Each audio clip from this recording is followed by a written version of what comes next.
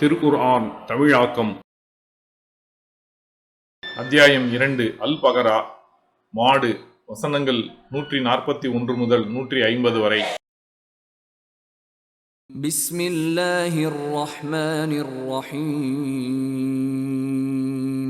அளவிலா அருளாளன் நிகரிலா அன்பாளன் அல்லாஹுவின் பெயரால். தில்க உம்மத்துன் கத் ஹலத் லஹா மா கஸபத் வலகும் மா கஸப்தும் வலா துஸ்அலூன அம்மா கானூ யஅமலூன். அது சென்றுவிட்ட ஒரு சமுதாயம்.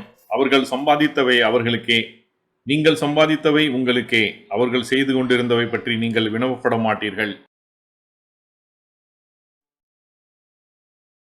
سيقول السفهاء من الناس ما ولاهم عن قبلتهم التي كانوا عليها قل لله المشرق والمغرب يهدي من يشاء إلى صراط مستقيم. முஸ்லிம்களாகிய அவர்கள் முன்னோக்கி கொண்டு இருந்த தொழும் திசையை விட்டும் அவர்களை திருப்பியது எது என்று மக்களில் மூடர்கள் கேட்பார்கள். கிழக்கும் மேற்கும் அல்லாஹுக்கே உரியவை, தான் நாடியோரை அவன் நேர்வழியில் செலுத்துகிறான் என்று கூறுவீராக. وَكَذَلِكَ جَعَلْنَاكُمْ أُمَّةً وَسَطًا لِتَكُونُوا شُهَدَاءَ عَلَى النَّاسِ وَيَكُونَ الرَّسُولُ عَلَيْكُمْ شَهِيدًا وَمَا جَعَلْنَا الْقِبْلَةَ الَّتِي كُنْتَ عَلَيْهَا إِلَّا لِنَعْلَمَ مَنْ يَتَّبِعُ الرَّسُولَ مِمَّنْ يَنْقَلِبُ عَلَى عَقِبَيْهِ وَإِنْ كَانَتْ لَكَبِيرَةً إِلَّا عَلَى الَّذِينَ هَدَى اللَّهُ وَمَا كَانَ اللَّهُ لِيُضِيعَ إِيمَانَكُمْ إِنَّ اللَّهَ بِالنَّاسِ لَرَءُوفٌ رَحِيمٌ. இவ்வாறே மற்ற மக்களுக்கு நீங்கள் சாட்சிகளாக இருப்பதற்காகவும் உங்களுக்கு தூதர் சாட்சியாக இருப்பதற்காகவும் உங்களை நடுநிலை சமுதாயமாக ஆக்கினோம்.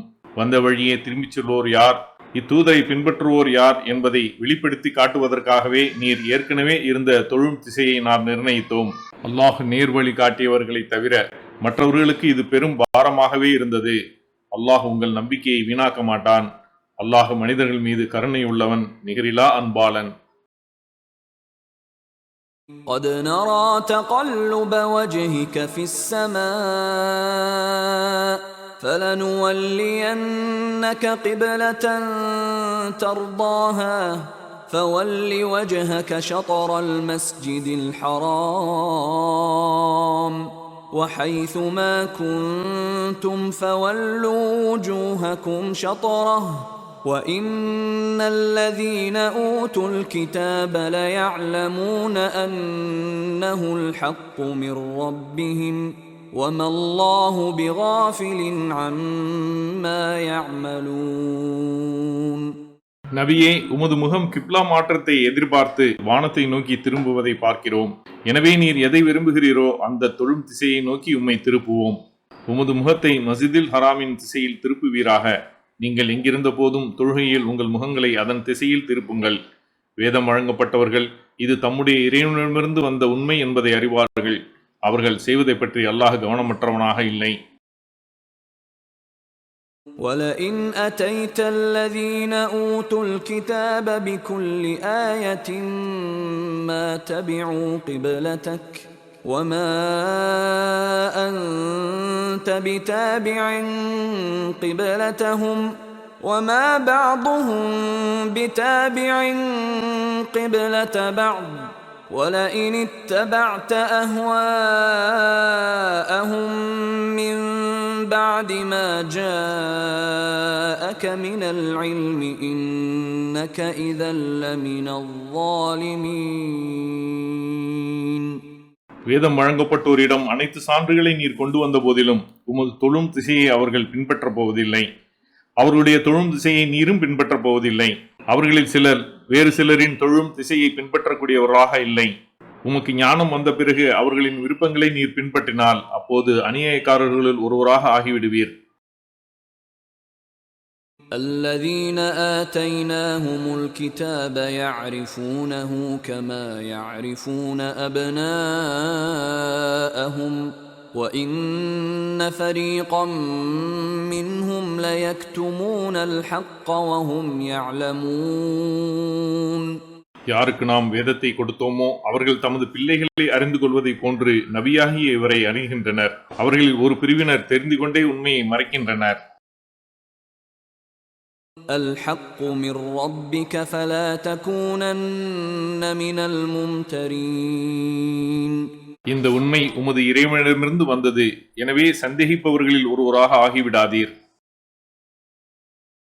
وَلِكُلٍّ وِجْهَةٌ هُوَ مُوَلِّيهَا فَاسْتَبِقُوا الْخَيْرَاتِ أَيْنَمَا تَكُونُوا يَأْتِ بِكُمُ اللَّهُ جَمِيعًا إِنَّ اللَّهَ عَلَى كُلِّ شَيْءٍ قَدِيرٌ. ஒவ்வொருவருக்கும் அவர் முன்னோக்கும் ஒரு திசை உள்ளது.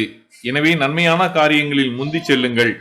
நீங்கள் எங்கிருந்த போதிலும் உங்கள் அனைவரையும் அல்லாஹ் கொண்டு வந்து சேர்ப்பான். ஒவ்வொரு பொருளின் மீதும் அல்லாஹ் ஆற்றலுடையவன். وَمِنْ حَيْثُ خَرَجْتَ فَوَلِّ وَجْهَكَ شَطْرَ الْمَسْجِدِ الْحَرَامِ وَإِنَّهُ لَلْحَقُّ مِنْ رَبِّكَ وَمَا اللَّهُ بِغَافِلٍ عَمَّا تَعْمَلُونَ. நீர் எங்கிருந்து புறப்பட்டாலும் தொழும்போது உமது முகத்தை மஸ்ஜிதுல் ஹராமின் திசையில் திருப்புவீராக. இது உமது இறைவனிடமிருந்து வந்த உண்மையாகும். நீங்கள் செய்வதை பற்றி அல்லாஹ் கவனமற்றவனாக இல்லை. وَمِنْ حَيْثُ خَرَجْتَ فَوَلِّ وَجْهَكَ شَطْرَ الْمَسْجِدِ الْحَرَامِ وَحَيْثُ مَا كُنْتُمْ فَوَلُّوا وُجُوهَكُمْ شَطْرَهُ لِئَلَّا يَكُونَ لِلنَّاسِ عَلَيْكُمْ حُجَّةٌ إِلَّا الَّذِينَ ظَلَمُوا مِنْهُمْ فَلَا تَخْشَوْهُمْ وَاخْشَوْنِي وَلِأُتِمَّ نِعْمَتِي عَلَيْكُمْ وَلَعَلَّكُمْ تَهْتَدُونَ. நீர் எங்கிருந்து புறப்பட்டாலும் தொழும்போது உமது முகத்தை மஸ்ஜிதுல் ஹராமின் திசையில் திருப்புவீராக.